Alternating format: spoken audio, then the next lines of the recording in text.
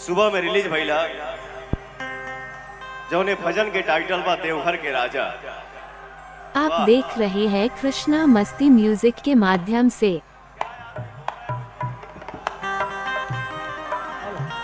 ये गाना के आप लोग आशीर्वाद दी ही जा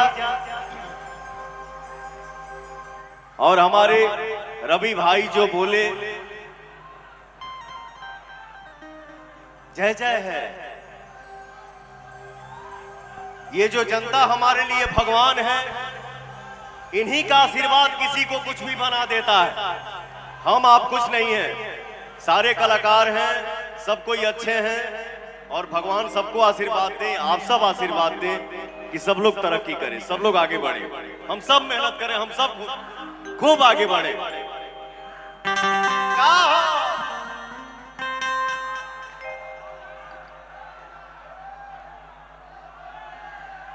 कुहू कुहू बोले ले कोयलिया सगरो शोर होता, उगले सूरज देव लाल लेके जग में। थोड़ा साउंड कम करो यार भाई।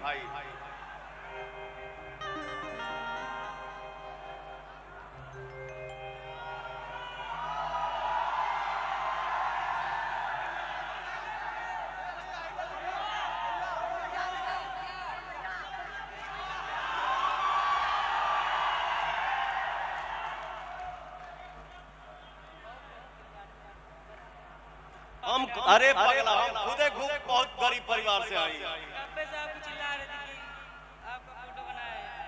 हाँ, थैंक यू।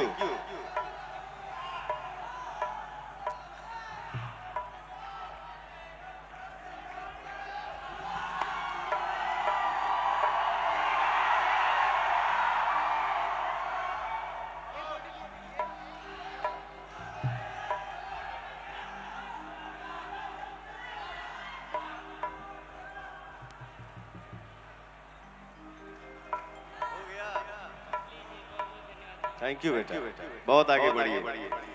और ये कभी मत बोलो कि हम गरीब परिवार से हैं। हम मेहनत करेंगे तो क्या नहीं हासिल हो सकता है। मेहनत करो ना, खूब मेहनत करिए, खूब आगे बढ़िए। Thank you. ठीक है,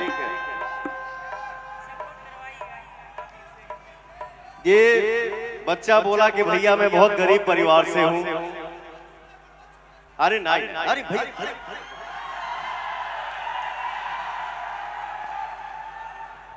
के चैनल का नाम क्या है? अंश आर्टिस्ट 2025। अब 2025 के बाद ना, अरे पगला YouTube चैनल खोले हो तो ये 2025 क्या होता है? हाँ तो नया बनाए हो तो ये साल हटा दो, क्योंकि चैनल पे आप कभी भी कुछ भी छोड़िए तो हमारे जनता को लगना चाहिए कि कुछ नया आया है मार्केट में। ठीक है, इसको आपको लगे तो आप चेंज कर लीजिएगा मेरे हिसाब से, बाकी आपको जो अच्छा लगे सो करिएगा। लव यू बेटा। चलिए। कुहू कुहू बोले ले कोयलिया जग में शोर होता,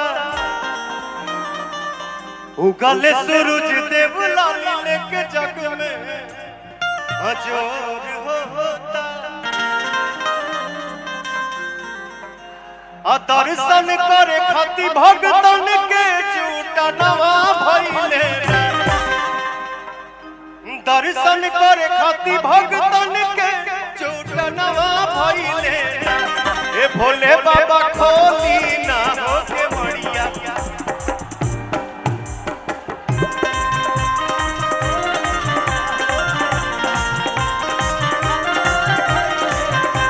ए भोले बाबा खोली ना होके बढ़िया। ये गाना मैं गा रहा हूँ, आप लोग भी साथ में गाइए। अरे मर्दे तू नहीं आई कुल फिर जब तू बस सका रे आराम से।